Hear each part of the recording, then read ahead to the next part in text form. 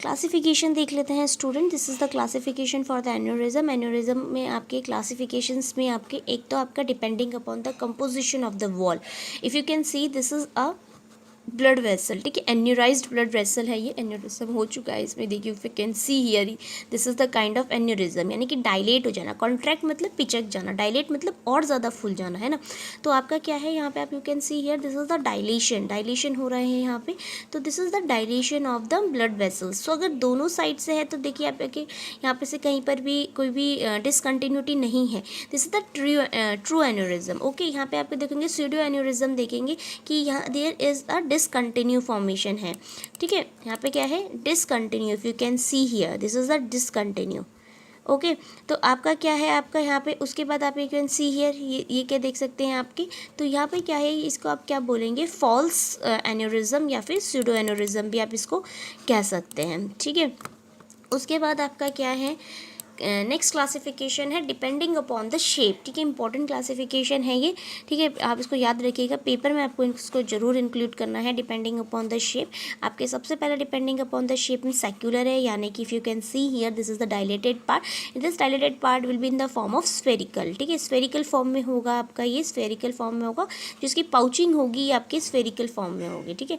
Fuji form है आपका, if you can see here this is, if you can dilated from one part two the other part, this will be the in the form of spindle, ठीक है। तो spindle shape dilation होगा, ठीक है, from one side, from one side. Next is cylindrical side, you can see here this is the cylindrical shape, you can see here. Next is आपका next है serpentine और varicose बोल सकते हैं आप इसको। इसमें आप if you can see here like this, ठीक है, द जिगजैग वे में है आपका ये, इसको आप टॉर्चरस डायलेशन भी बोल सकते हैं। उसके बाद आपका क्रिकॉइड फॉर्म में भी है आपका, या आप if you can see here this is the cricoid form, ठीक है। तो ये आपका क्या है सारी की सारी क्लासिफिकेशन है। नेक्स्ट आपकी क्लासिफिकेशन है डिपेंडिंग अपॉन द लोकेशन। तो ये आपका क्या है, आपके आर्टरीज और वेन्स, मैंने आपको बताया था कि आपके जो आर्टरीज एंड वेन्स दोनों अफेक्टेड हो जाते हैं। तो उसके बाद आपका क्या है, एक तो आर्टेरियल और एक the venous, depending upon the location है तो आर्टेरियल और वेनस। उसके बाद है आपका depending upon the next is capillaries, ठीक है।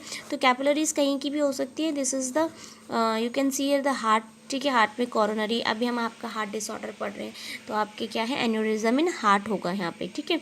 तो हार्ट में भी किस में, कोरोनरीज में वेंट्रिकुलर एन्यूरिज्म हो सकता है, कोरोनरी आर्टरी एन्यूरिज्म हो सकता है, एन्यूरिज्म ऑफ साइनस ऑफ वल्सालावा हो सकता है आपके, ठीक है। उसके बाद ऑर्टा होता है, ऑर्टा का एन्यूरिज्म हो सकता है। ऑर्टा में आपका aneurysm including thoracic aorta aneurysm and abdominal aorta aneurysm, ठीक है। उसके बाद ब्रेन में हो सकता है आपके सेरेब्रल एन्यूरिज्म, बैरी एन्यूरिज्म बोल सकते हैं, चार्केट बचट एन्यूरिज्म बोल सकते हैं। लेग्स में आपके क्या है, पोप्लाइटल आर्टरीज में हो सकता है, किडनी में आपका रेनल आर्टरी एन्यूरिज्म हो सकता है, ठीक है, इंट्रापैराकाइमल एन्यूरिज्म हो सकता है। तो this are the classification which depends upon the location, ठीक है। जो फर्स्ट थी आपकी वो जो ये वाली थी वो आपके साइज पे डिपेंड थी, ठीक है, ये आपके वॉल कंपोजिशन पे डिपेंड थी, या आपके लोकेशन पे डिपेंड थी, ठीक है। उसके बाद आपके क्लासिफिकेशन है which is based on the pathogenic factor, यानी कि जिस वजह से आपका एन्यूरिज्म हो रहा है तो उसमें आपको अगर एथेरोस्क्लेरोसिस की वजह से हो रहा है that is the arthrosclerotic aneurysm. Syphilis से हो रहा है तो that will be a syphilitic aneurysm. अगर आपके हेमोटोमा के वजह से हो रहा है that will be dissecting haematoma aneurysm. उसके बाद अगर आपके कोई भी माइक्रोबैक्टीरियल डिसऑर्डर है, कोई भी माइक्रोबियल डिसऑर्डर है सॉरी, कोई भी, तो उसकी वजह से आप उसको बोलेंगे माइकोटिक एन्यूरिज्म। ब्रेन का है अगर आपका बोल सकते हैं तो that is a berry aneurysm.